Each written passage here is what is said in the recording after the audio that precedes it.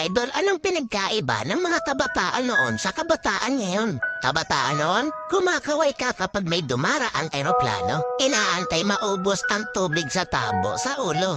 Ginagawang swimming pool ang tandana ni nanay. Ginagawang braces ang foil ng choknat. Maliligo ka sa alilod ng bubong kapag umuulan. At kapag gabi naman, akala mo sinusundan ka ng buwan. Nagko-concert sa harap ng electric pan. Kabataan ngayon, ang problema ay pera at cellphone. Ang problema lang namin noon kung paano makataka sa bahay para di matulog ng tanghali. Umatay man kami sa palo, aminin natin mas maraming nire-respeto na magulang sa panahon noon kaysa ngayon. Mga kabataan ngayon, isang chat lang, may jowa na.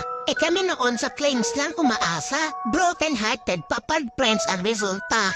Mga kabataan noon, ang dami ng alam na trabaho. Kesa sa kabataan ngayon, tamad na, puro pa gadgets, di pa mautusan. Minsan nagiging ibon, minsan nagiging panike. Wait lang. Batako. Idol, hindi kawawa ang batang inuutusan sa gawaing bahay. Ang kawawa ay yung batang lumalaki na walang alam sa buhay.